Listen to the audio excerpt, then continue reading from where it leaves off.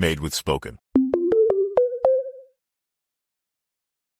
Rift Rangers, Volume 1, by DM KRULICKI. Digital narration performed by the Klondike players. Rez's shuttle descended through a smog-thick sky, breaking cloud cover to reveal the sprawl of the port city. Rusting towers leaned like drunks against the horizon, their neon signs flickering weakly.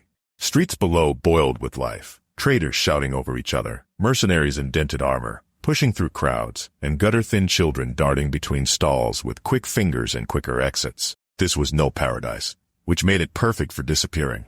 Rez stepped off the ramp without looking back, his boots splashing in a shallow puddle slicked with oil. He blended easily into the herd of bodies flowing toward the market district. Far back in the crowd, Krill moved with deliberate slowness, his hulking frame wrapped in a threadbare black cloak that swallowed his silhouette.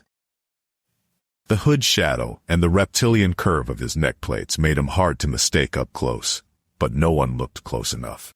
On his left hand sat a dull steel ring, thick and etched with faint glyphs. To most here, it was a piece of history from Combuscent, one of the infamous slave rings used to catalog and track their genetically engineered laborers. Even freed Combuscent natives wore their rings for life, passing them down to children as grim heirlooms. Grill's ring, however, had a different life now. Stolen years ago, during a pirate raid, it had been gutted and rebuilt into a covert sensor array, its core untouched, so scans would pass without suspicion. With it, Krill could record and transmit audio-visual feeds from a distance, with surgical clarity.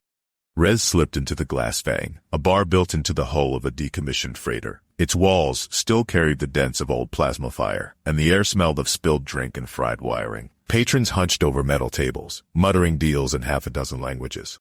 Krill entered a minute later, scanning the room as though looking for a seat. He found one in the shadow of a support beam, close enough for the ring's range to catch the booth Rez had chosen. A hooded figure slid into the seat opposite Rez. Human, wiry, eyes flicking around the bar before settling on him. "You were late," the figure murmured. Rez leaned back, hands loose on the table. "You try getting off that ship without being tailed." "Were you?" Rez's smirk was thin. "Always. Let's keep this short." The contact lowered his voice. "Word is the mission failed. Badly." Rez's jaw tightened. "The pirates pulled it off. Riftbond went off exactly where and when they wanted. Timeline's a mess. The team doesn't even know how deep the damage goes yet." Krill's ring pulsed faintly as it recorded, every word feeding into its concealed buffer. "What's next?" the contact asked. Rez glanced toward the door, then leaned forward. "They're going after the Chrono-Cloak. Tan Prime. We're supposed to be locked behind the Tanite Guard, but in this timeline the Guard never formed. Only protection now is a museum curator in poor health." The contact's brow furrowed. "You're sure?" Rez tapped the side of his head. Chrono Computer confirmed it. And they'll move fast. You need to get this to IPC Command before they do. Tell them." He stopped, eyes narrowing. His gaze swept the room slowly, deliberately. Rez's gaze was still sweeping the bar when a shadow fell over Krill's table. "Well, now," a gravelly voice drawled, dripping with ugly satisfaction. "Look what the void dragged back." Krill turned his head slowly. The man looming over him was squat and thick-shouldered, skin sunburned and leathery, a permanent sneer carved into his face. In one hand he held a handheld scanner, a battered but functional convalescent stock tracker, its screen glowing with data. On that screen was a match. The man's eyes narrowed to slits. "I thought I'd lost you for good. Property." Krill's jaw flexed under the hood. "I'm not your anything." The man leaned closer, breath sour with liquor. "Funny. The ring says otherwise. Belonged to a fine piece of work, worth a year's profit until he ran. Been chasing that mark for cycles. And here you are, wearing it like you own it." Two more men emerged from behind him, bigger than their master but not by much, muscles corded under sleeveless dust coats, hands twitching for a fight. "You've got the wrong—" Krill started, but the slaver jabbed a finger against his chest. "I know exactly who you are, and exactly what happens when one of mine runs. It's time to come back to the herd." The goons moved in fast, Chairs scrapped, a table went over. Someone in the corner shouted in a language Krill didn't catch. Krill surged to his feet, towering over all three, but the close quarters, the press of the crowd, the damned ring still pinging the scanner as a perfect genetic match. It all boxed him in. Listen to me. He growled, twisting against their grip. I found this ring. I'm not. A fist slammed into his gut. Air exploded from his lungs. Drag him, the slaver barked. The goons yanked him toward the rear exit, boots scraping the floor, Krill kicking and shoving, but unable to break free without revealing every weapon he carried. I'm not a slave, he roared, voice echoing in the narrow corridor. You hear me? I found the ring. Believe me. No one in the bar moved to help. The door swung shut behind them, cutting him off from Wes, from the meeting, and from any hope of shattering his target. Rez didn't move when Krill was dragged out, didn't even flinch. He simply leaned forward, sliding a small black data wafer across the table with his thumb. That's everything I've got, he said, voice low. The Rift Bomb Aftermath, the Cloak, Tan Prime. Get it to command, off the grid, no signals, no relays, hand-to-hand only. The contact palmed it and slipped away without another word. Rez lingered just long enough to finish his drink, then rose and melted into the crowd. Outside, the streets were busier than before, the rain now a thin mist that gave the market lights a hazy glow. He wound his way through alleys and side streets, doubling back twice, making sure no tails clung to him.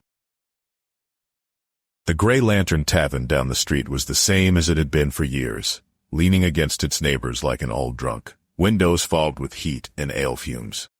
He didn't go in through the front. Instead, he ducked into the narrow service alley and pressed his foot against a section of wall where the stonework looked no different from the rest. A barely audible click. The seam appeared only for an instant, before the panel slid inward. Rez stepped inside, letting it close behind him, sealing the entrance back into seamless invisibility. The stairwell beyond spiraled down into darkness, the air cool and still. At the bottom, a reinforced hatch gave way to the space he called home. 2 levels of hard, functional living. The upper floor bristled with computer arrays, communications jammers, weapon racks, and bins of replacement cybernetics. The lower floor was mostly storage and a small repair station, lit by a single overhead strip. In the far corner, a cot sat against the wall. No blankets, no personal items, nothing to suggest it belonged to anyone. He shut the hatch and began stripping down for maintenance. Piece by piece, the uniform came away, revealing the truth beneath. Flesh gave way to steel and carbon fiber. Plates of matte black alloy ran across his ribcage, shoulder seams anchored with mechanical pivots. Beneath one arm, a network of myomer cables flexed in place of muscle. The right side of his spine gleamed under the work light, a column of segmented plating where bone had once been. Each year there was less of him left. Age, injury, and too many battles had taken their toll. One day it would be all machine, or nothing at all. Either was fine. At least machines didn't feel pain. He winced as he found a fresh tear in the synthetic musculature under his left arm, and another deep gouge across the plating on his back. The bomb blast shockwave must have done more damage than he thought. Rez worked methodically, cleaning grit from servos, replacing cracked polymer housings, and sealing frayed connections. He didn't rush. Precision meant survival. When he was done, he lowered himself onto the cot. No mementos to look at, no photographs, no keepsakes, just the low hum of the equipment above and the faint, metallic taste in the air. Sleep never came easily, and when it did, it brought no peace, no dreams, only the jagged, looping nightmares of what had been. The door slammed open, and Krill hit the floor hard enough to rattle the rusted plating. He rolled onto his side, still barking protests. I told you! I'm not! A heavy boot caught him in the ribs, knocking the air out of him. His wrists were bound behind him with thin wire cuffs, the kind meant for competent slaves, enough to hold the docile or the broken, but laughably weak against someone like him. Still, his cloak disguise had done its job too well. His captors thought they had a wiry runaway, not the massive muscle and scale they were actually dealing with. The slaver and his 2 goons loomed over him. One slapped the back of his head. Another shoved him into a kneel. Run from me, boy, the slaver sneered. And you find out real quick what happens. You think hiding in shadows makes you free. Krill said nothing, his jaw tight. The slaver stepped behind him, grabbed his bound wrists and hauled them upward at a vicious angle. His shoulders popped with the strain, pain shooting down his spine. Look here, boy. The slaver hissed in his ear. I know you ain't mine, but that's my ring, my property. And I really, really need that back. Krill's head dipped forward. Fine, take it. I don't care. The slaver's smile was slow and ugly. He snapped his fingers. One of the goons stepped forward, a pair of heavy steel shears glinting in the dim light. Krill barely had time to tense before. Snap! Crunch! Pain exploded up his arm as the shears bit clean through flesh, bone, and plating. His roar shook the walls, the sound part agony, part fury. The severed finger, ring still looped around it, clattered to the floor. The slaver bent to pick it up, smirking as he pocketed his prize. There. Now we're square. Krill's breathing slowed, his head tilted. The rage settled into something colder. You just made a very bad mistake. With a sharp twist, he tore the flimsy bindings apart like paper. The first dune went through the wall before he even knew he'd been hit. The second's head cracked against the door frame. Blood sprang in a dark arc. The slaver tried to draw the pistol at his belt, but Krill was already on him, one hand crushing his wrist, the other slamming him into the floor hard enough to crater the metal. Cut my finger off. Krill growled, his breath hot in the slaver's ear. Wait till you see what I get to do now. The room filled with the sound of breaking bones and splattering of flesh and blood. Screams ripping out in agony, the squelches of organs hitting the walls and floor, barely noticeable, outside the thick walls of the room. When the dust settled, an eyeball gently rolled by Krill's foot. Only one trembling henchman was left surviving. He needed intel, and if he killed everyone, he wouldn't be any further ahead. He had to get back to what he was after.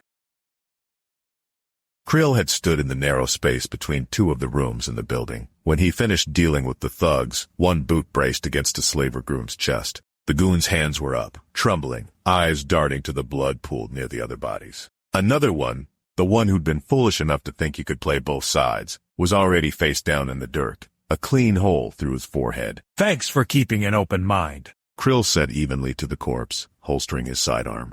He turned his gaze on the survivor. Now, about our deal. You tell me where Rez is staying. I let you walk. That sound familiar? The man nodded so hard his neck popped. Krill stepped back just enough to let him breathe. Then you're gonna keep walking, far, and never come back here. The goon didn't have to be told twice. He bolted into the fog-choked street, vanishing into the press of the crowd. Krill adjusted the dark bag in his grip, the one he'd be putting over Rez's head, and smiled to himself. Rez came awake with a violent jolt, the breath driven from his lungs by the heavy thud of a boot to his stomach. Pain now bloomed in his side as the butt of a rifle cracked against his ribs, then the sharp sting of metal slamming into the side of his skull. The world tilted, his ears rang. He tried to push himself up, but a shadow loomed over him, hands quick and practiced, yanking his arms behind his back. Through the haze he caught a glimpse of movement, the flicker of light as something black and heavy slid down over his face. The bag stank of oil and old leather. Then came the pressure in his temples, the sudden, choking darkness. He was out before he hit the floor. Krill slung Rez's unconscious form over his shoulder, as easily as a sack of grain.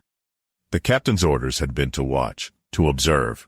But sometimes the mission evolved. And this was better. He wasn't returning with a report. He was returning with a prize. A mole, gift-wrapped for the captain.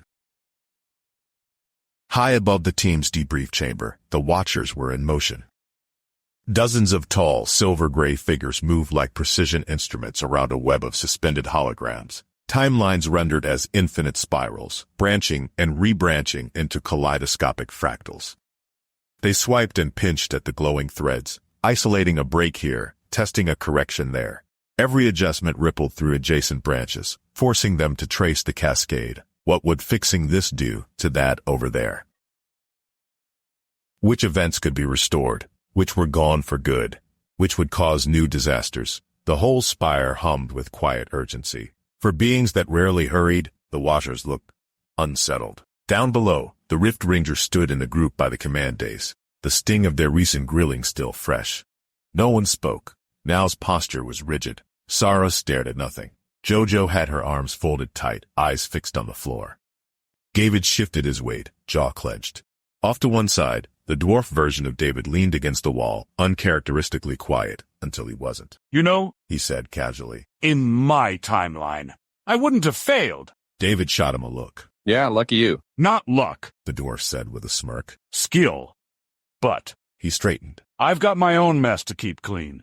Need to get back to it before someone else breaks something. Without waiting for a reply, he trotted toward the corridor leading to the erased time displacement wing. David muttered under his breath. Careful, you'll get lost in the carpet pile. I heard that! The dwarf called back, not breaking stride. David chuckled to himself, but the movement made him pause. His wrist itched. He rubbed at it absently, then stopped. There, snug against his skin, was a narrow metallic bracelet, matte silver with a faint inner glow. The dwarf's wristband. David blinked. What the? He glanced toward the corridor, but the little version of himself was gone. He opened his mouth to call after him, but instead, he just smirked, shaking his head. Figures. No note, no instructions, just a parting gift from Tiny Me. He laughed under his breath and let his hand drop. The itch faded. The thought of the bracelet faded with it, lost in the noise of 100 other problems waiting for him. Jojo had her arms crossed, so tight it felt like they were the only thing holding her together. The communications judgment still rang in her ears. Failed. The word echoed, sharp as broken glass. She hated being lumped in with failure. Worse, she hated that something about the whole mess felt wrong. Not tactically wrong. Not the usual cadet nerves. Temporal wrong. It wasn't the first time she'd felt it. Since she was little, things occasionally tilted sideways in her mind, like a painting hung slightly crooked. A sound out of place, a detail remembered 2 different ways. Her instructors chalked it up to overthinking. The other cadets teased her for being spooky, but she knew better. The universe whispered to her when it bent out of shape, a gift, or maybe a curse. These thoughts played over and over as she plodded down the corridor. She shut herself into her quarters, thumb against the pad until the hatch hissed closed. The silence pressed in. She threw herself onto the bunk, legs tucked up, staring at the glow strip overhead until her eyes stung. That voice. Commander Jet. She heard it during the Watcher's debrief, clear as if he'd been standing right there. Her father's voice. She knew her father's voice. Every cadence, every pause. It was him, but it wasn't.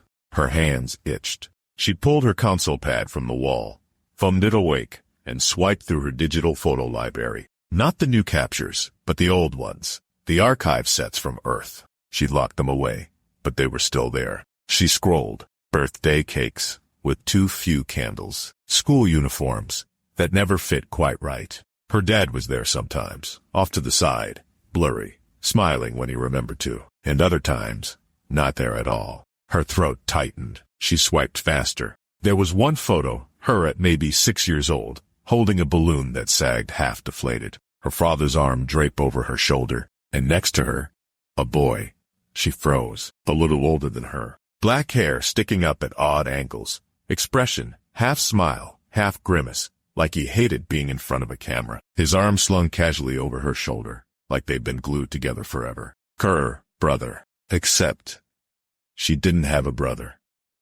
She never had a brother. Jojo sat back, heart hammering. She pinched the photo, zoomed in, as if the pixels would betray a trick. The metadata read clean. Earth, her childhood home. Data lined with her memory. But the boy's face, how could it feel both familiar and impossible? She flicked to another photo. Different year, same pattern. Her dad absent. The boy there, standing behind her at a park fountain. Then again, at a holiday dinner. In one shot, he was half cut off by the frame, like he hadn't been meant to be there at all. Her stomach twisted. A low buzz filled her ears. She shut her eyes and pressed her palms against them, but the images burned in anyway. I don't have a brother, She whispered. Saying it out loud didn't make it true. It just made the silence heavier. She opened her eyes again. Another thought had crept in, unwelcome but persistent. If her father's voice was wrong, if her photos were wrong, what else about her life had been rewritten when the timelines fractured? The pad slipped from her grip and landed on the bunk beside her. She curled up, knees tight against her chest. For the first time since she joined the Corps, Jojo Jet wondered if she was the mistake, or if her whole life had been one. Jojo sat on the bunk, arms wrapped tight around herself, staring at the faint glow of her pad. The faces in the photo still lingered like ghosts. Her father, half present, the boy who wasn't, slipping into frame like he belonged. She closed her eyes and forced herself to breathe, to think. If she let the panic have her, she'd spiral. And spiraling never solved anything. Start at the beginning. She whispered. So, she did. The first day she remembered being dropped off at school. But, hadn't her brother been there to hold her hand? She could almost feel his grip, sweaty and firm, tugging her toward the gates. The time she broke her arm climbing the old observation tower, her father hadn't shown up at the clinic, but she swore someone had been sitting next to her, making stupid jokes until she laughed through pain. That day her mother packed her things and left. Jojo remembered sitting on the porch, crying into someone's shirt, not her dad's. His. Birthdays, holidays, arguments, little fragments where he was there, and now wasn't. The memories flickered in her mind like broken holograms, overlapping, contradicting, fighting for dominance. One set belonged to the life she knew, the other belonged to, what? A different branch? A discarded version? Her gift, or her curse, tightened around her chest. She could feel the split. Somewhere along the line, time had cracked, and she had fallen into the wrong scene. She sat bolt upright, the thought hitting her like a shockwave. This wasn't just her being paranoid. This wasn't just trauma talking. This was real. This isn't the right timeline, She said aloud, voice trembling. They broke it. Or they let it break. And if I don't fix it? Her breath came fast, sharp, like she'd just sprinted the length of the array. She shoved the pad aside, swung her legs off the bunk, and paced the narrow quarters. Think, Jojo. You've trained for missions, just not this kind.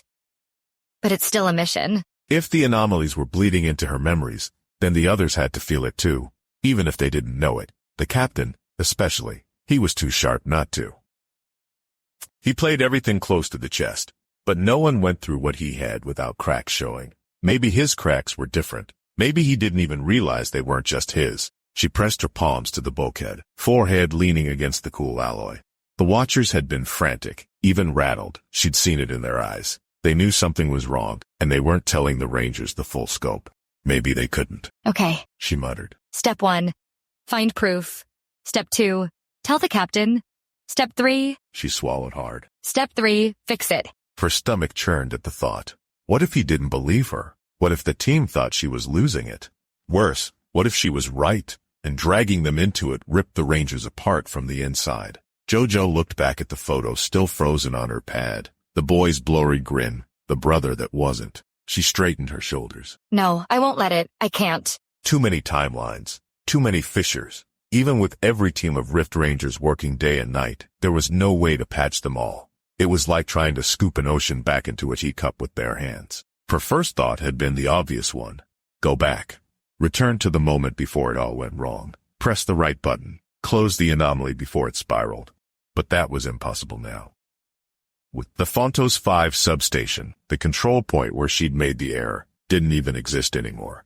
In this warped set of branches, it had blinked out entirely. No station, no buttons, no second chances. She buried her face in her hands. Then how? The thought surfaced unbidden, quiet but sharp. The Chrono-Cloak. Her pulse quickened. She remembered whispers of it from training archives, fragments of briefing notes she wasn't supposed to read. The device wasn't meant for Rangers. It wasn't meant for anyone. It was too dangerous, too tempting. A relic hidden away by the legendary Tanai Guard, locked behind traditions and protections so it would never fall into the wrong hands. But the Tanai Guard didn't exist in this timeline, and if the pirates knew about it, Jojo pushed herself upright, pacing her small quarters. The cloak wasn't like normal time tech. It didn't rip through cause and effect like a blunt instrument, leaving paradoxes and butterfly wings in its wake. It was surgical. It allowed movement across time and space while maintaining the shape of the timeline. Adjustments weren't ruptures, they were nudges. Small causations that could be corrected, guided back into flow, rather than tearing the whole river apart. If it still existed, if she was thinking about it now, that meant it had to. Some part of her gift, her curse, told her so. The thought wouldn't be there if the possibility wasn't real. She clenched her fists. This was it. The only way to fix what she'd broken. The only way to undo the convergences she had triggered. The Chrono-Cloak was the key, and she would be the one to use it. If she could get there, if she could access it, then maybe, just maybe, she could make it right. Jojo lifted her chin, fire catching behind her eyes. She couldn't tell the watchers. They'd lock her down. The others would doubt her, maybe even fight her on it. But David would understand. He had to. He was affected too. Everyone was. And if they didn't act, if they let fear keep them still, the fractures would only spread. She pressed her pad against her chest, like it might anchor her resolve. We're going after it. She whispered. We have to. The Chrono-Cloak, Tan Prime, her mistake, her chance to fix it. She turned and bolted for the door. It was time to find the captain. The sliding hatch hissed open as she strode toward it, but she froze halfway through. She darted back, snatched her cap from the bunk, jammed it onto her head, and spun back toward the exit. The hatch had already started to close, so she jabbed the panel, sliding through just before it sealed. Then she stopped again, muttering. Shoes, Jojo, shoes! She rushed back, grabbed her beloved flip-flops, and shoved them on in a flurry. She sprinted for the hatch once more. Only this time, the timing betrayed her. The panel slid shut just as she reached it, and she smacked face first into the alloy door with a hollow thunk. The impact launched her backward, legs flipping comically in the air before she landed flat on her back with a groan. For a moment she lay there stunned, staring at the ceiling. Then, with almost laughable timing, the hatch slid open again, this time with a quiet whoosh, as though mocking her. Jojo sat up slowly, rubbing her nose, muttering under her breath. Smooth. Real smooth. David sat hunched at the edge of his bunk, elbows digging into his knees, the weight of silence pressing down on him like a hull breach. His first mission, his first command, his first failure, with a capital F.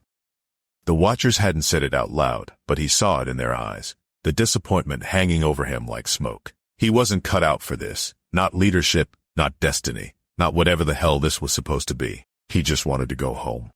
Home, yeah, but where was that now? He tried to summon the image, to pin it down like a photo in his mind. Renee? No, that didn't feel right. Sonia? No. Blurry, wrong. Then, Michelle. The name hit like a spark, electric and warm. Michelle.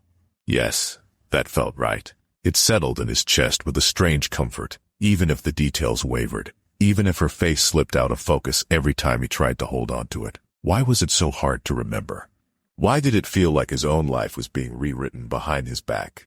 He dragged his jacket off, tossing it to the bunk, and pawed through the mess at the foot of his bed. His hoodie, the one he swore he'd brought with him from Earth, the one that still smelled faintly of cigarettes and campfires.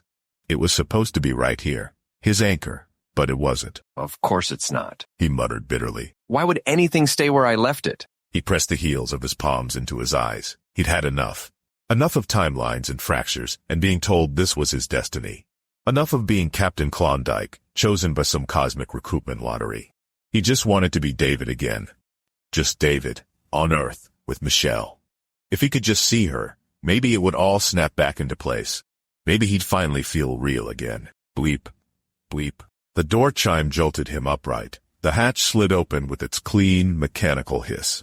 And there she was. Jojo. David blinked, thrown off by the way she filled the doorway. She didn't look different, not really. Same fiery hair, same sharp little grin tucked away for later. But there was a charge in the air now, a shift in the way she carried herself that made his chest ache with something he hadn't felt in years. For one wild second he felt 16 again, tongue-tied and restless, staring across the gym at the girl who'd just undone him with a look. Jesus, she's good-looking. He'd known it, of course.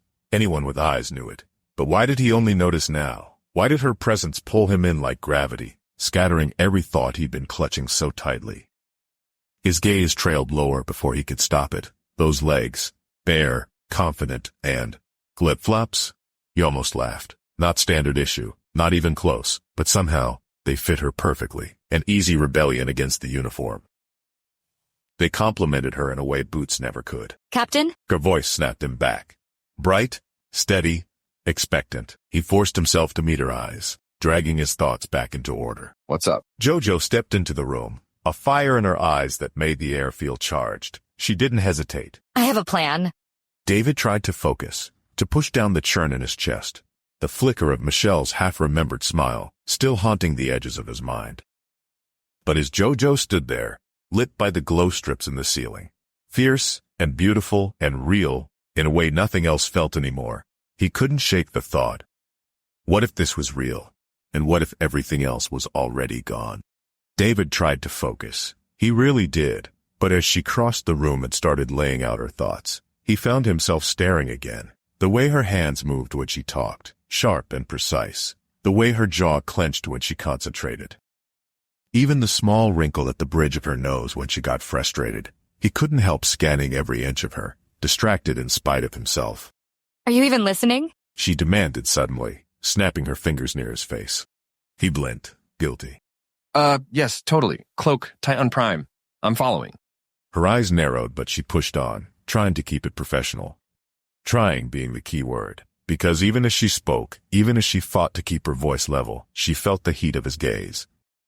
Felt the way he looked at her differently now, and, damn it, it gave her confidence.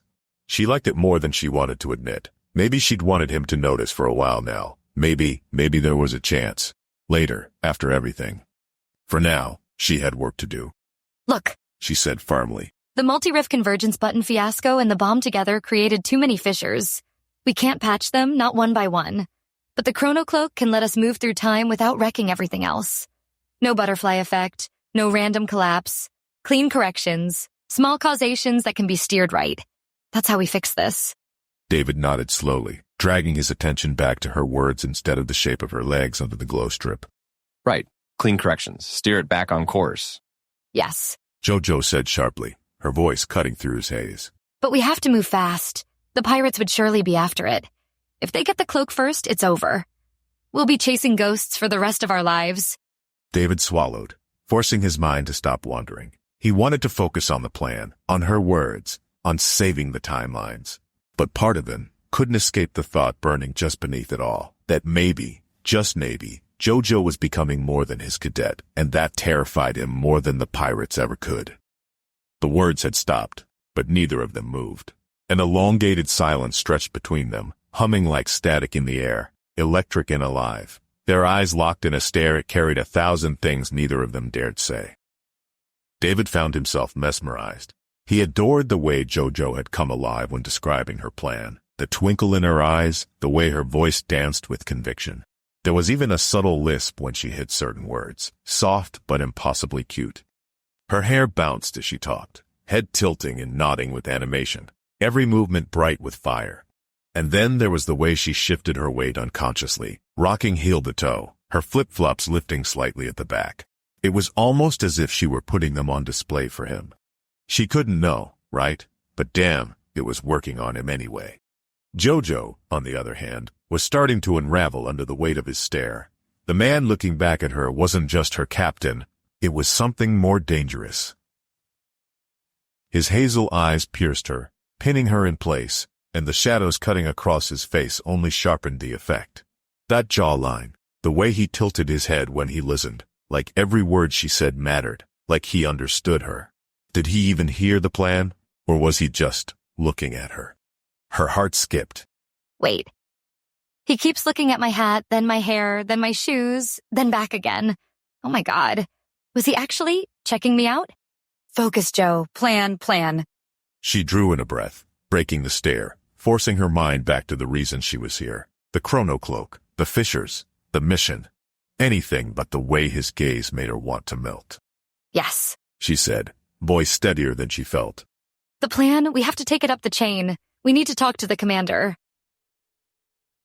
Absolutely not. The voice cracked like thunder across the chamber. Commander Jet loomed tall at the head of the dais, his broad shoulders set beneath a worn uniform that looked older than the man wearing it.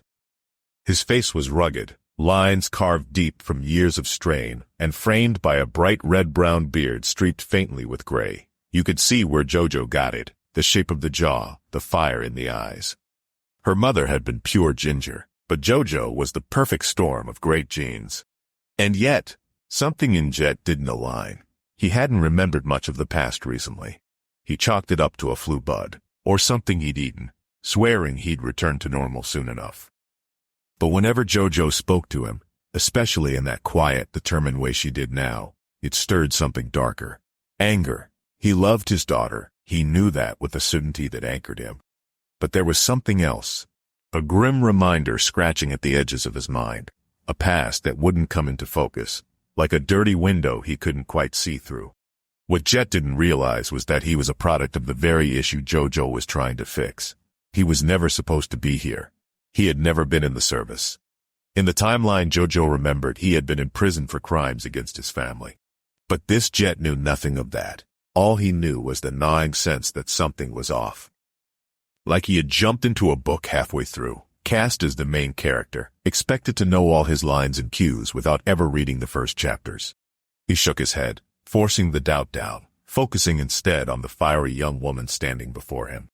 No, this plan is asinine and would never work. The Watchers have stories of the cloak, tales where the holder of that artifact eventually went mad with greed and envy, twisting time to serve themselves. It's out of the question. His voice grew harsher, as if volume could cover uncertainty. Besides, the Chrono-Cloak is securely held behind locked doors, guarded by... His words faltered, his brow furrowed. Wait, was it the cloak that was guarded, or something else? Who was it again?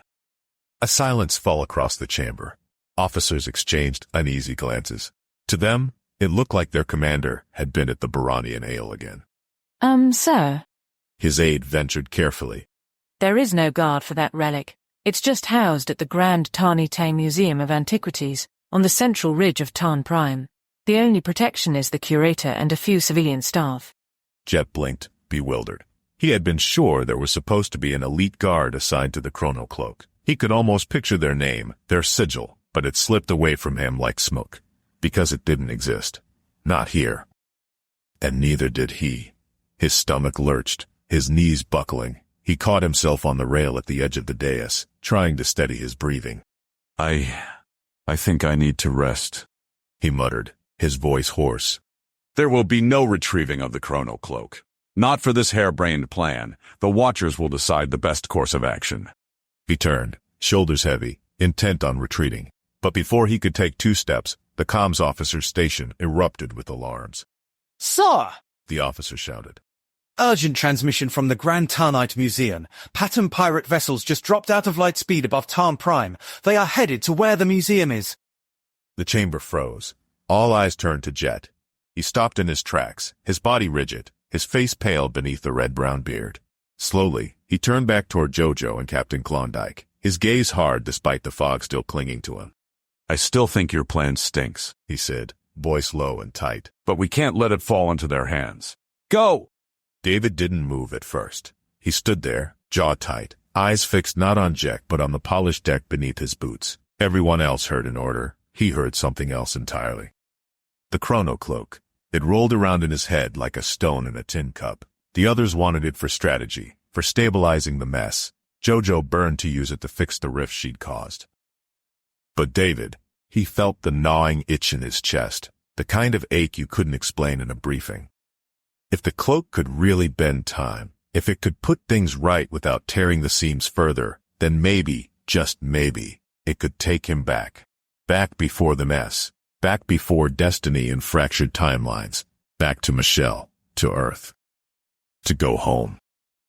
He didn't breathe a word of it. Not to Jojo, not to Mao, not to anyone. They needed a captain, not a deserter. But deep down, David knew he wasn't chasing the cloak for the Corps, or the Watchers, or even the team standing beside him. He was chasing it for himself. Get the cloak, fix the time, my time, and go home. It was a selfish plan, a desperate one, and it grew louder in his head with every passing second. The transport shuttle hummed as it cut through the stars, engines thrumming with steady urgency. The Rift Rangers sat strapped into their seats, the glow of the displays flickering across their faces. Ahead of them, Tarn Prime, and the Chrono-Cloak that could decide the fate of timelines. With the minutes ticking down, they ran through scenarios, every voice trying to be ready for what waited. Mal broke the silence first, his tone clipped, professional. When we find the Chrono-Cloak, we need to secure it in a flow chamber, a rigid containment box designed to shield items from time tears. The pirates won't detect it then, and we can get it back to the Helix without worry. So, the Chrono-Cloak, it's a cape? Sara chirped from the corner, smirk curling. Mal frowned. No, it's A cloak. Silch cut in eagerly, a spray of spick catching the cabin light. Modeled after 19th century Terran fashion, worn by distinguished gentlemen to flaunt their wealth. Incorrect. It is a hat worn by the chiefs of the Tanganitsa tribe on Cetra 2. Says so in my database. So it's not a cape, it's a hat. But then, why do they call it a cloak? It's a device, not a piece of clothing, damn it. Then why call it a cloak if it's not a cloak, not a cape, and not a hat? Well, a hat that isn't a piece of clothing could be a helmet, right? Maybe it's a time helmet, covering you from the top down? Incorrect again, dear Sarah. A helmet is still clothing. It is worn on the head for safety. A hat that is not clothing is a wig, or a toupee. And the toupee originated in... Enough. It's not a cloak, or a cape, or a hat, or a fucking toupee. All of you it's a round device that looks like an inverted saucer with buttons, charts, and circuits. A heavy silence fell over the shuttle.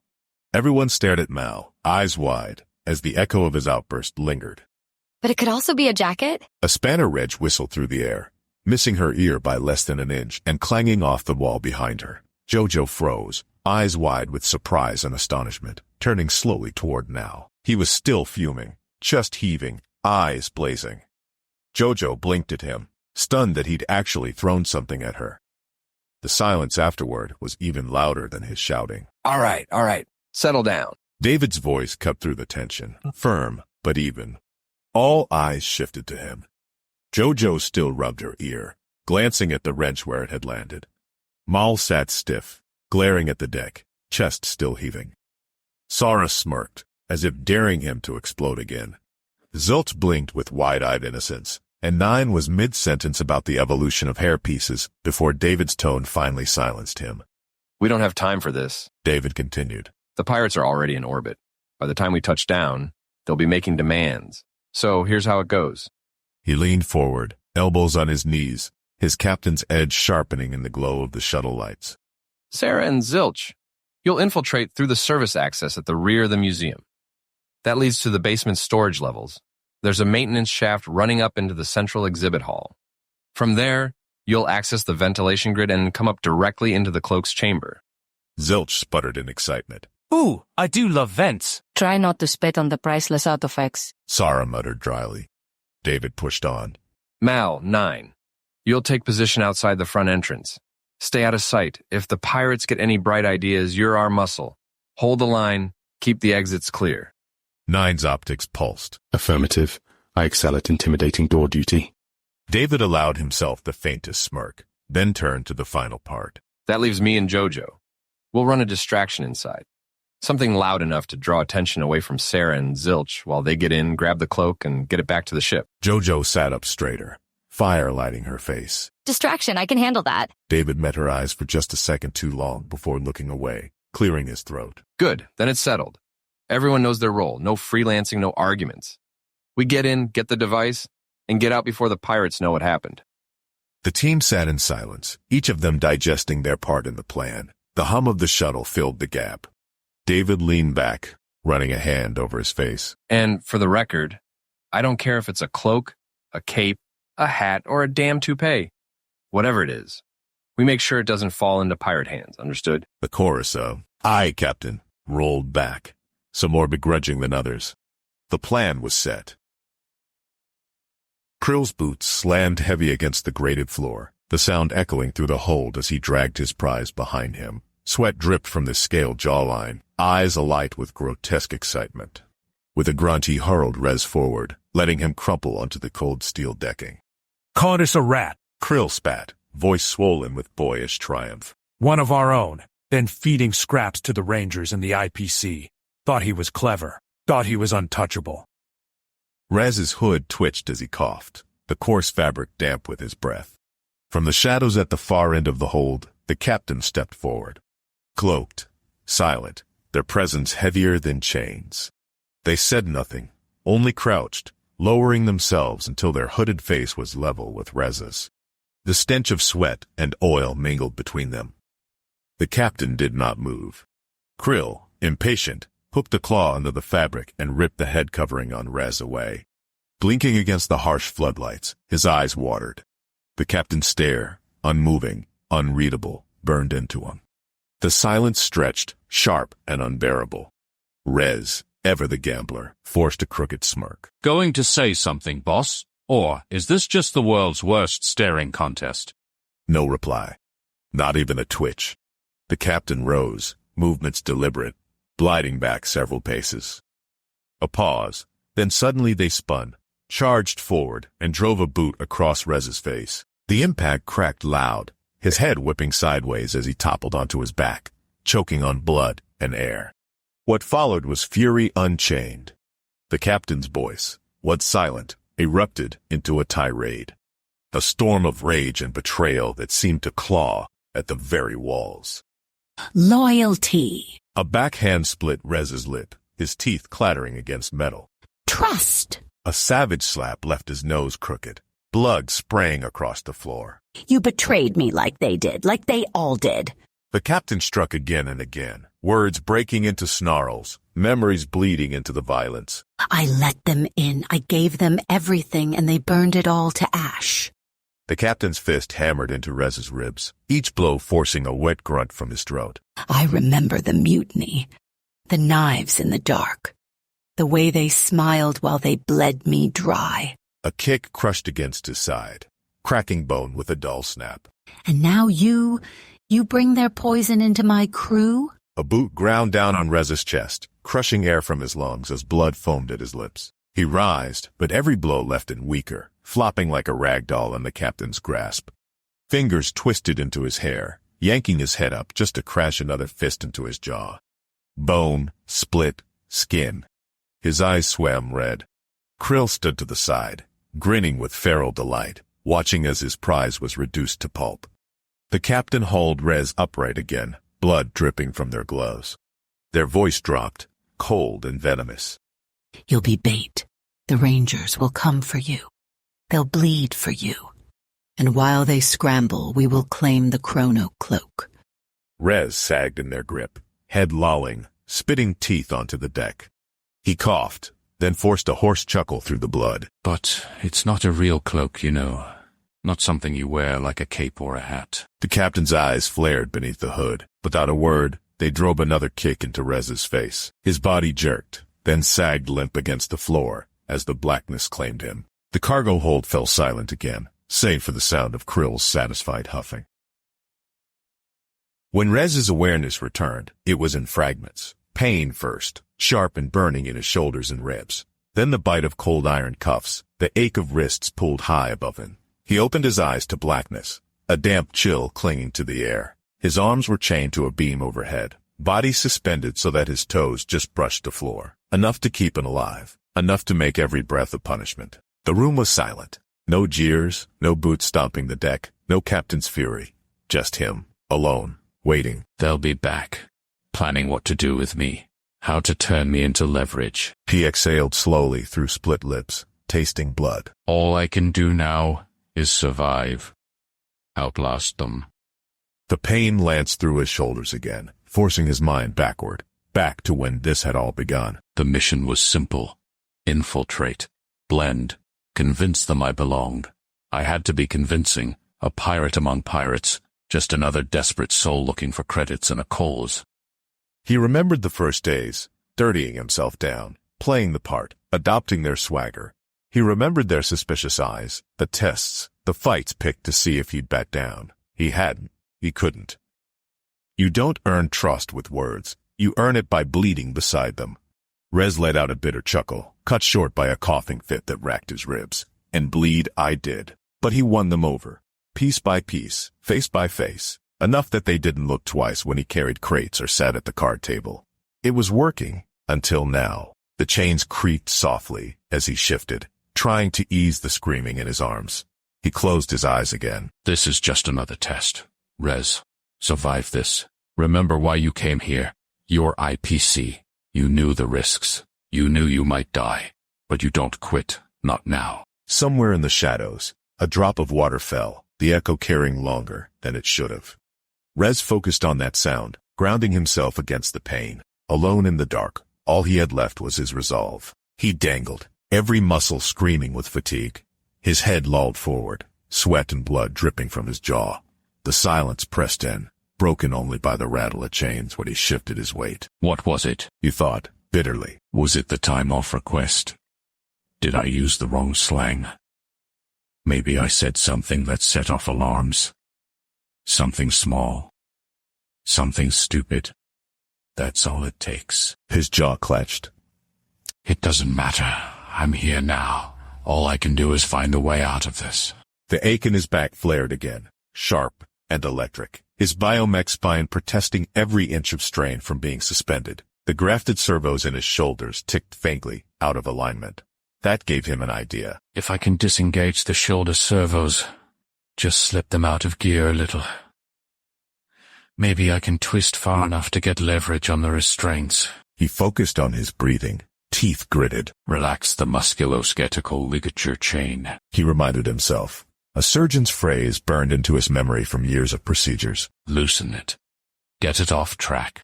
He inhaled deeply, exhaled slow, then flexed hard. The servo gave way with a muted pop, sliding partially out of socket. White-hot pain exploded across his nerves. Rez screamed, sharp and guttural, before clamping his jaw shut. His right arm dropped, wrenching down and twisting until the cuff snapped free. The sudden release slammed his body back into its natural alignment, a tidal wave of agony rushing through him. He sagged forward, clutching his freed arm, chest heaving. Somewhere outside, voices stirred, boots shifted. A faint murmur carried down the hall. Shit. They heard me. He forced himself to move, feverishly wrenching the servos in his other shoulder. Grinding metal, tearing pain, and then another sickening pop as the cuff gave way. Both hands were free. He dropped to the ground like a stone, his knees buckling, body convulsing with exquisite agony. His vision blurred. Memories surged, cold tables, bright lights, surgeons' hands carving him apart and reassembling him. The endless cycle of pain that had kept him alive. Some days he had prayed for death, for silence. But not tonight, not now. The Rangers needed to know. The Helix needed to know. If he didn't warn them, more would die. Boots. Louder now. Coming fast. A dozen at least. Pounding down the corridor. Rez dragged himself upright, muscles screaming, teeth clenched against the surge of pain. He stumbled to the side of the sliding door, pressing himself into the shadows. Every breath rattled his ribs. Every nerve screamed at him to collapse. Still, he braced himself, waiting for the door to open. Rez pressed himself against the wall beside the sliding door, breath ragged, every nerve alight. His body screamed, but his instincts had shifted into a place he knew well. Survival mode. Years of training, battles against the best and worst the galaxy could throw at him, all boiled down to this moment. Kill or be killed. The door hissed open with a rush of stale air. The first pirate guard lunged through, shock baton raised. Rez exploded from the shadows like a predator. He caught the man's wrist mid-swing, twisted it until bone cracked, and drove his forehead into the guard's nose with a sickening crunch. Blood spattered across the doorway as the pirate screamed. Rez wrenched the baton from his attacker's limp hand and shoved the body forward, hurling it into the next two guards rushing through. The collision sent them sprawling, tangled in limbs and armor. Rez didn't hesitate. He jammed the baton down into the first man's throat until the crackle of energy fried his vocal cords, then spun low, sweeping the legs out from the second as he tried to rise. The third guard, snarling, raised his baton high. Rez pivoted, using the downed man's body as a shield. The baton strike landed against his comrade's ribs, the electric surge arching through him with a scream. Rez shoved the body back into him, then buried an elbow into his jaw, shattering teeth. He stole the second baton as the man fell. Two weapons now. Rez's eyes gleamed with feral light as the fourth and fifth guards poured in. They struck together, batons whirring in brutal arcs. Rez met them head on. He caught the first blow on his forearm, pain tearing through him, but twisted, jamming one baton into the guard's groin and driving the other up beneath his chin. The man convulsed, froth bubbling from his lips, before collapsing in a twitching heap. The fifth snarled and swung wildly, catching Rez across the ribs. Lightning seared his body, dropping him to one knee. He warred through the pain, launched upward, and rammed both batons into the pirate's chest. The stench of burning flesh filled the room as the man's scream cut short. Rez yanked the weapons free, stepping back as his enemy crumpled into the pool of blood spreading across the floor. Silence descended, broken only by Rez's ragged breathing and the hiss of crackling energy fading from the batons. 5 guards lay broken and ruined, bodies twisted unnaturally, blood slicking the steel floor. Rez stood hunched, every inch of him bruised, torn, and screaming, but alive. His arms shook from the effort, the pain of his biomech servo still reverberating through him. He spit a mouthful of blood onto the floor, wiped his lips and let out a hoarse laugh. 5 down, he muttered, staring at the carnage. Plenty more to go. The corridor stank of oil and burnt flesh. Sparks hissed from the jagged remains of a severed conduit, painting his shadow across the wall like a ragged wraith. He staggered forward, boots sliding on pooled blood. His right leg locked up with a metallic clunk before the servos groaned, rebooted, and shoved him onward. From deeper in the compound, the pounding of boots echoed, a fresh squad closing in. Rez dragged in a rattling breath, flexing the claws on his cybernetic hand. The servos screamed in protest, but he forced them to life. Come on, then, he rasped, setting his stance. Let's see if you bastards bleed the same. Rez froze as the cold press of a barrel found the base of his skull. The onrushing mob of pirate goons skidded to a halt, their snarls stifled into silence. The only sound was the slow click of a cryohammer being drawn back into firing position. Up, a voice commanded, low and venomous. Now. Rez's jaw tightened. He recognized that tone. The captain. The barrel dug harder into his flesh. Rez lifted his hands, blood dripping down his fingers. He turned his head just enough to catch the faint outline of the hooded figure, the one the others obeyed without question. The captain leaned close, pistol kissing his skin. You've been busy, Rez Vonix. Too busy. You've been feeding the IPC, haven't you? Their words dripped with acid. What have you told them? What did you reveal? Rez gave a broken laugh, though his lungs rattled with blood. Go fuck yourself. A gauntleted fist cracked across his face. The captain barked a command. Take him. Chain him. The mob swarmed him, wrenching his arms, dragging him back down the ruined corridor to the chamber he'd escaped from. They hauled him upright against the stone wall, chaining each limb separately, spread wide, iron biting into flesh, biomech servos whining as they locked. The captain stepped into the dim light, shadow looming long. Their voice was silk, stretched over barbed wire. You will tell me what you've sent to the Corps. Every channel, every code, every name. Rez stayed silent, chest heaving. The captain raised a hand. The chains creaked and pulled tighter in all directions. Metal screamed, Rez's tendons stretching, bones threatening to splinter. His teeth gnashed against the agony, but no answer came. Tell me, the captain roared, spittle flecking their face, eyes burning behind the hood. Tell me, or I'll break you piece by piece. Still, Rez said nothing. His body writhed, chains grinding deeper into his joints. And then, he stilled. Blood streamed from his lip as he drew back and spat a mouthful of crimson and saliva directly into the captain's face. The chamber froze. The captain's jaw flexed, a snarl breaking free. They wiped the mess from their cheek with the back of their hand, then raised the other with a sharp gesture. The chain snapped tight. A sickening chorus of pops and cracks filled the air as Rez's joints gave way. Shoulders, elbows, knees, spine, every connection torn apart. His body slumped forward, head hanging loose, lifeless. The captain stood over the ruin, chest rising and falling, pistol still in hand. That, they whispered, voice shaking with fury, is what happens to traitors. The captain stood motionless, pistol still lowered at their side, the sound of Rez's broken body settling into silence. The chamber stank of oil, iron, and blood. The crew of pirates shifted uneasily, glancing at one another, but none dared speak first. At last, the captain's voice cut through the stillness, cold and sharp as a blade. Enough gawking. The Rangers are on their way. We don't have time to waste. They paced once across the room, boots echoing against the stone, cloak trailing like a shadow made of flesh. Get down to the museum. Retrieve the device. Do not fail me. The soldiers snapped to attention, nodding, saluting, stumbling over themselves in their rush to obey. The captain turned back toward Rez's limp form, head sagging, blood dripping from his mouth in a slow, steady rhythm. They crouched, tilting his face up by the chin with the cold edge of the pistol, as though appraising a trophy. And as for you, the captain whispered, almost to themselves, you'll serve one final purpose. They released him with a flick of disdain, letting the ruined body hang slack in its chains. Then, with a sweep of their arm, they barked to the others. Bring this with you. This offering. Let the Rangers see what loyalty to the Corps buys. A message of flesh and blood. The captain straightened, cloak concealing every hint of identity. When they arrive, they'll find nothing but the gift I've left behind and the echo of his screams. With that, they strode from the chamber, their footsteps fading, leaving only the macabre silence of Rez's broken body, waiting for the Rangers to discover.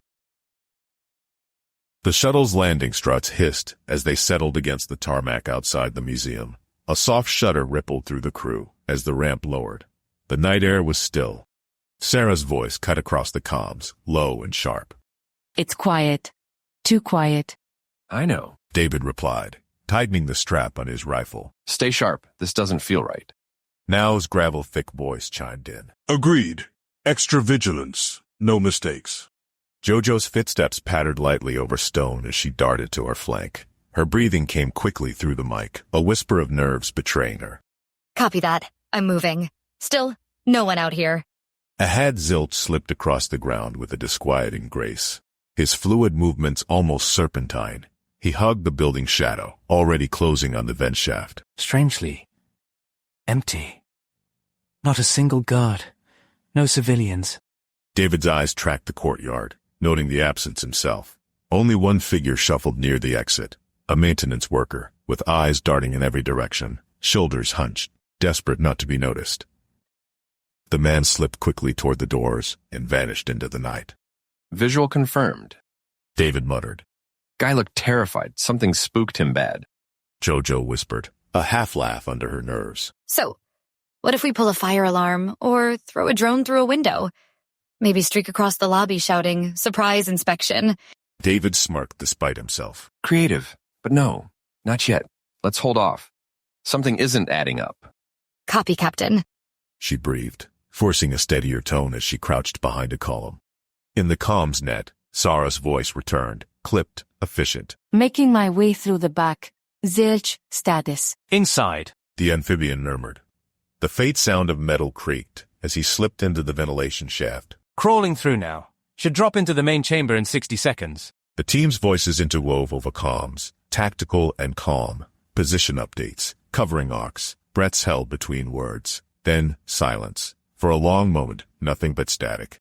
Finally, Zilch's voice broke through, hushed, unsteady. Oh, shit. The line crackled. Then, a beat later. Captain, you need to see this. The pirate captain's chamber was dim, lit only by the pulsing glow of encrypted relays that lined the walls like veins. They melt before the hollow projector, the Chrono-Cloak's containment case resting at their side. A figure shimmered into being above, 10 feet tall, cloaked in distortion. His armor was broad, angular, made for war, but the light bent just enough to obscure his face. The voice that followed was low, commanding, sharp with contempt. You have it, at last. The captain bowed a hooded head. Yes, the Rangers follow, but they are still far enough behind. Behind. The war baron repeated, the word dripping with scorn. That's all they've ever been, playing catch-up, cleaning up messes they don't understand. The captain dared a glance up. You said the cloak would blind the IPC's eyes, that with it, their reach would fracture. The baron leaned forward in his projection, the distortion deepening around his face. It will do more than that. With this device, their surveillance collapses. Their grasp on timelines weakens. For the first time in centuries, they won't be watching. And in that blind spot, we carve our empire. His garment clenched, the hollow crackling with static. The Corps has stolen too much. They think themselves the arbiters of free will. But I'll prove they're nothing more than parasites, feeding off those of us strong enough to take what we deserve. The captain hesitated. And if the Rangers catch us? A cold laugh reverberated through the chamber, sharp and familiar in rhythm, though twisted by time.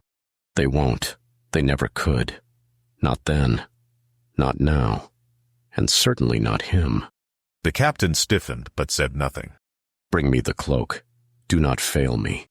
The baron's tone sharpened like a blade sliding across glass.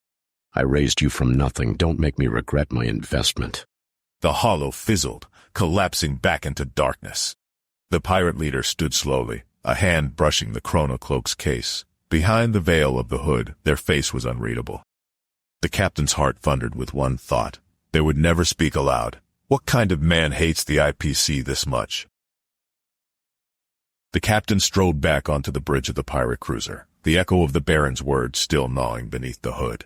The Chrono-Cloak's containment case pulsed faintly at their side, casting a distorted light across the deck.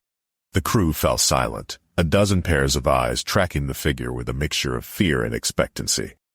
The Baron has spoken, the captain said, voice low and edged with steel. The cloak is more than a trophy. It will blind the IPC's eyes, and in that dark we will carve out what is ours. That means no mistakes, no delays. A murmur rose among the pirates, one of them bold enough to sneer. Sounds like he just wants it for himself. We're the ones bleeding, and he sits in some chair barking orders. The captain moved without hesitation. The pistol's butt cracked across the pirate's face, dropping him to the deck in a spray of blood. Does anyone else share his doubts? The captain asked, voice vibrating with restrained fury. Silence. Good. Then listen well. We move to the rift corridor. The cloak's distortions will be amplified there. The Rangers will chase shadows until they're lost. Another pirate shifted uneasily. Captain, the corridor's unstable. Ships vanish there. The captain's boot hammered into the speaker's gut. They were yanked up by the collar, breath rasping as the hooded figure leaned close. Then pray this ship does not join them. Question me again, and I'll cut out your tongue and feed it back to you. The pirate crumpled to the floor as the captain released them, cloak swirling with the motion. Plot the course, came the order, harsh and final. And if any of you falter, I'll make an example of you next. The crew scattered to stations, muttering only when safely out of earshot. The captain stood alone at the V-port. The Chrono-Cloak's pulse reflected faintly in the glass. The Baron's command still clawed inside, but rage pressed harder, drowning out hesitation.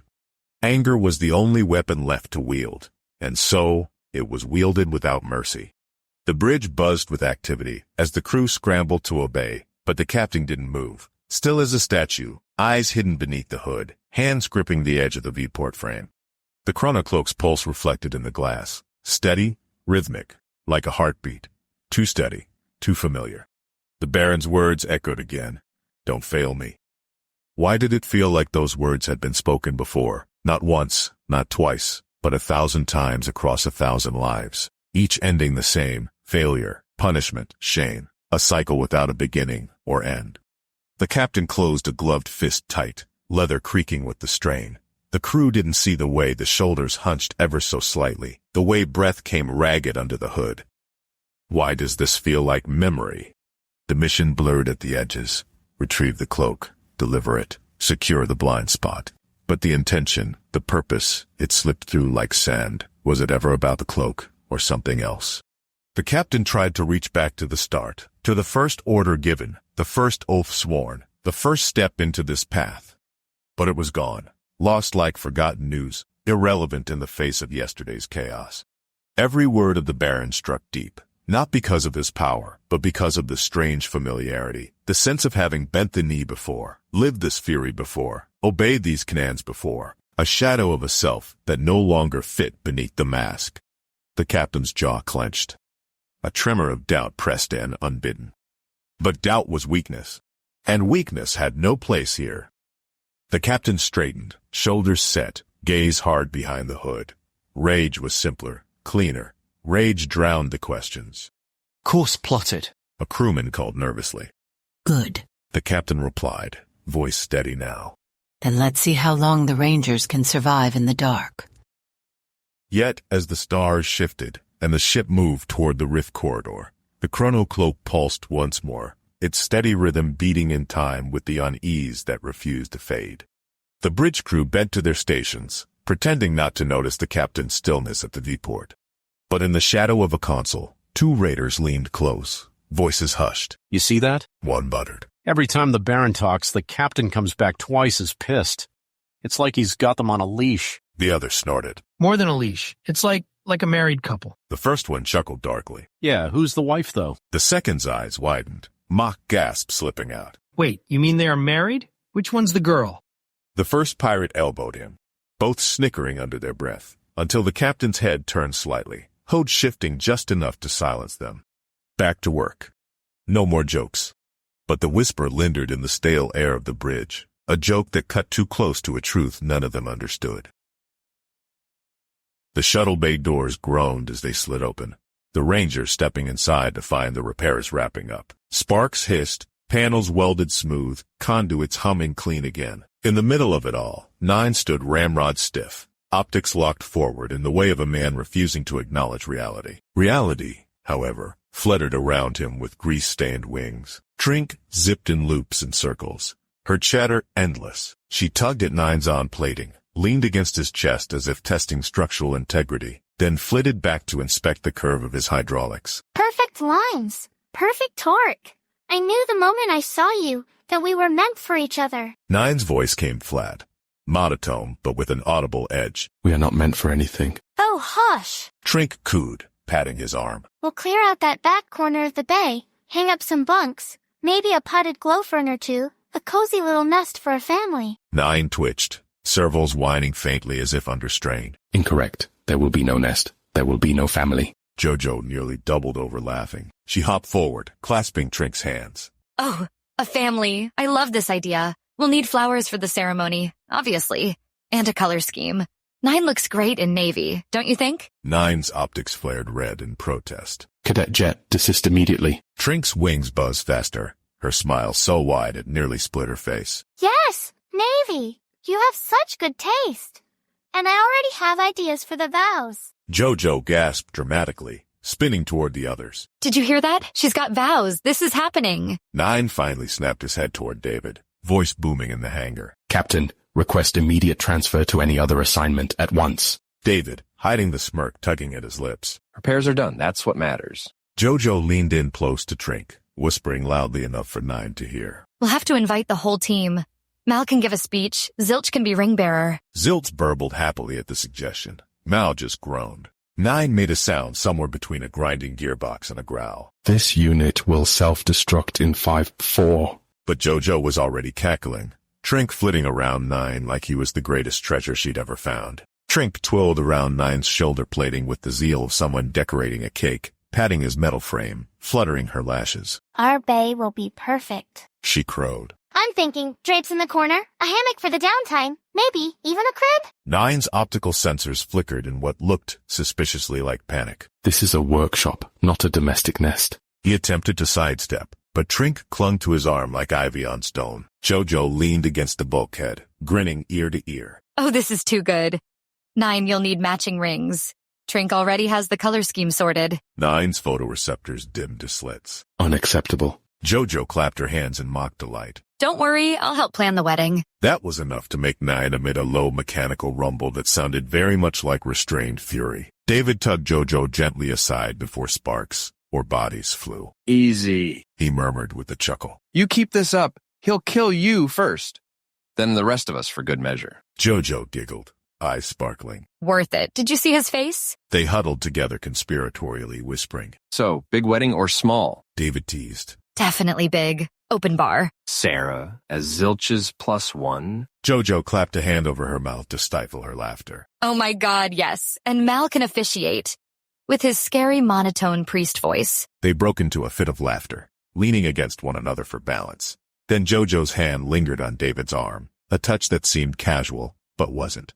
The moment stretched, their laughter quieted. Her breath caught as she looked at him, eyes darting between his. Say something.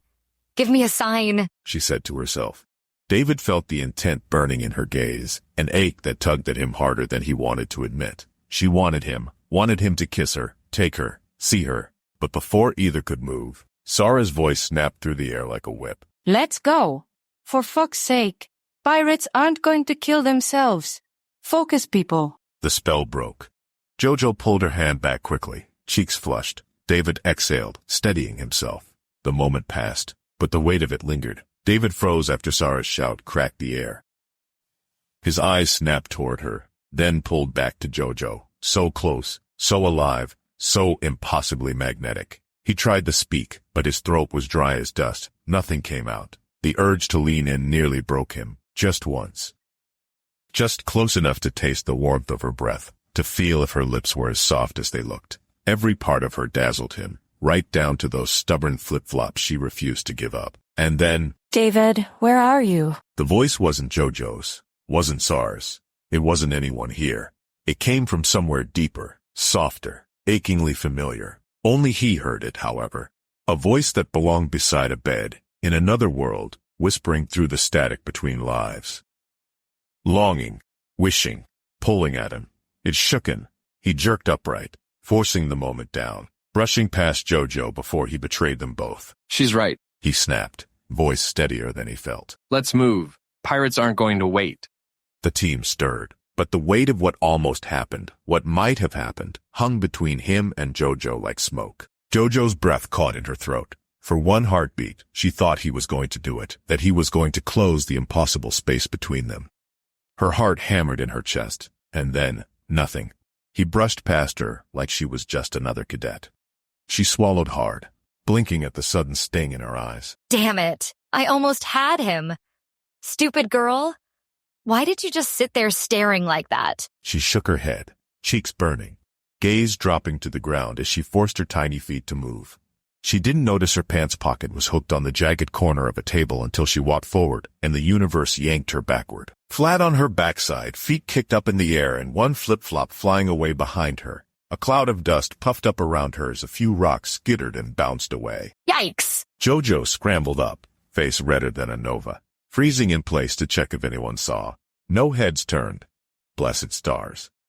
She brushed herself off with military precision, straightened her shoulders, grabbed a sandal and trotted briskly toward the ship, pretending nothing had happened. The engines rumbled to life, and as the ramp lifted, Trink stood in the bay, waving both arms wildly, like they were lifelong friends about to be reunited. Zilch gleefully rubbed his hands together as he hovered near the sealed paneling. Yes. We'll see if their work holds. Probably sloppy. They never appreciate my genius. Jojo slid into her station and began calculating a new trajectory, her hands moving faster than her thoughts. The others strapped in, tension settling over them as the ship rose out of the bay and punched through the atmosphere, stars bending into their path. The chase was on.